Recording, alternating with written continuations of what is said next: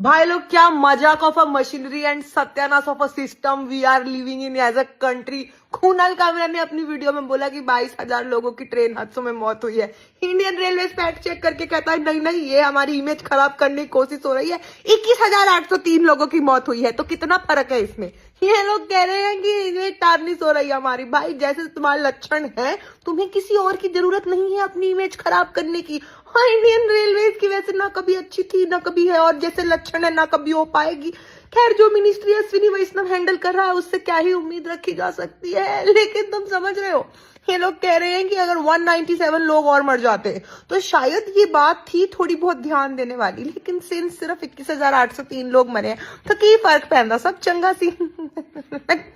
Guys, वो गाना है ना, गोभी है तो पंपकिन है, उस गाने पे ना 1.5 लाख के आसपास डिसलाइक्स हो गए हैं। तो अब समस्त भजपिल्ला समाज और मोदी का खानदान पूछ रहे हैं कि ये क्या हो गया, ये कैसे हो गया, ये पॉपो का पीआर डिजास्टर फेल कैसे हो गया। तो उन सभी के लिए मेरे पास एक ही जवाब है कि ये इसलिए हुआ क्योंकि मोदी मोदी मोदी है तो मुमकिन है। ये जो भारत की मिट्टी पे तालिबान वाले लोग आके औरत जर्नलिस्ट को मना कर गए, भारत सरकार ने कॉम्प्लाई भी कर दिया उस पे एकदम। हाँ जी बिल्कुल बिल्कुल। इस पे मेरा एक स्टेटमेंट है और एक सवाल है। मेरा स्टेटमेंट ये है कि आरएसएस और तालिबान दोनों लोगों का औरतों को लेके सेम ही माइंडसेट है। और मेरा एक ही सवाल है कि जयशंकर जी ने अपना लेजर आई क्यों नहीं दिखाया। गाइस, गौरव भाटिया की लेटेस्ट वीडियो सामने आई थी इस सट्टा में मेरा सिर्फ एक ही सवाल है कि क्या गोदी मीडिया को हमारे बापों, भाइयों, बेटों की ऐसी वीडियोस साझा करनी चाहिए क्या?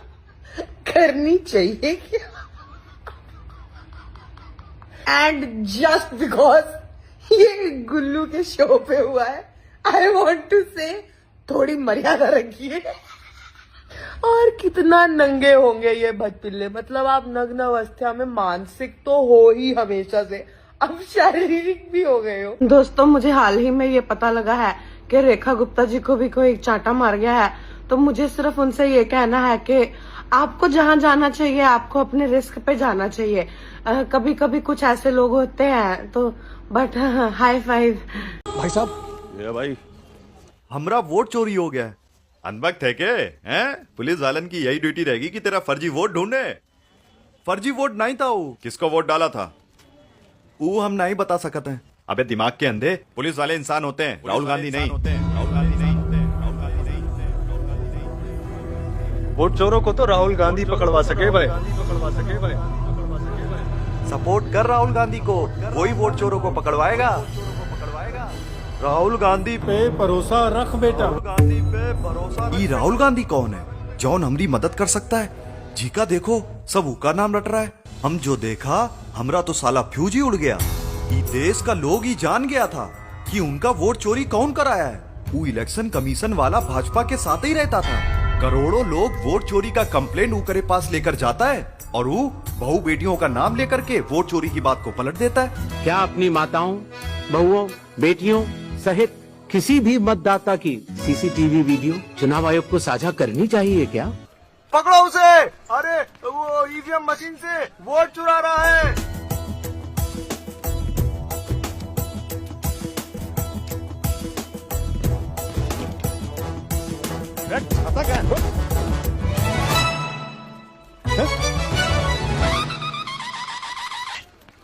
वैसे तुम कर क्या रहे थे वहाँ? रिटर्न ले रहा था। वोटवा ले लिया और रोजगार नहीं दे रहे हैं। ई वाला बूथ पर बीजेपी को 2 बार वोट डाला था, उठते ही लिए, बाकी रिटर्न डाले।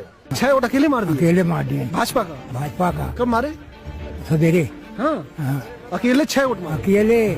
उत्तर प्रदेश में ग्राम प्रधान के लड़के ने 8 बार बीजेपी को वोट दिया। न कोई एविडेंस है, न कोई सबूत है। कुछ मतदाताओं द्वारा दोहरे मतदान के आरोप लगाए गए। सबूत मांगने पर जवाब नहीं मिला।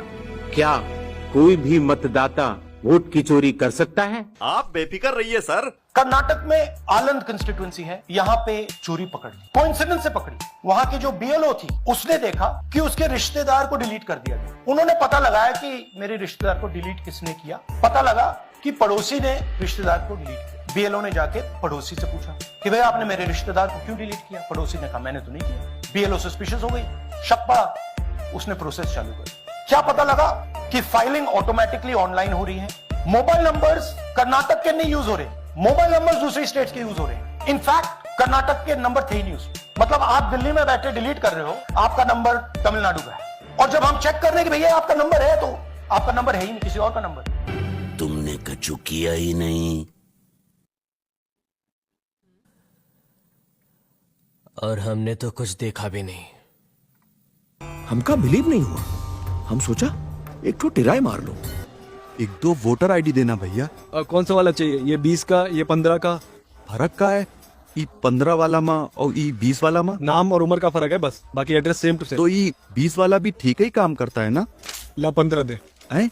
15। ये सब डुप्लीकेट वोटर्स हैं। फेक इनवैलिड एड्रेस मतलब या तो पता है ही नहीं या फिर फेक है। बल्क वोटर सिंगल एड्रेस, एक बेडरूम का घर है, उसमें 50 लोग का एड्रेस है, और जब हम वहां जाते हैं वहां लोग ही नहीं, वोटर ही नहीं। अरे भैया ईवीएम हैक वैक नहीं होती। तो वोट भाजपा को कहा जा रहा है? मैन्युफैक्चरर अनभक्त है का? अरे भाजपा को वोट देने की जरूरत भी नहीं पड़ती, वो डायरेक्टली हैक कर लेता है। डायरेक्टली हैक करत हैं तो ई वोटर वाका का जरूरत? अरे क्या करूं इस पप्पू भक्त का यार। भैया मोदी जी को तो पूरी दुनिया ने जिताया है, हमने तो इनके सिर्फ फर्जी वोटर बनाए हैं। काहे बनावत हो ओके फर्जी वोटर? ताकि भारत 2047 में विकसित हो सके। एक तो हमारा लक्ष्य है 2047 हिंदुस्तान विकसित होना ही चाहिए। No compromise. मारो हमको जिंदा मत छोड़ो सालो।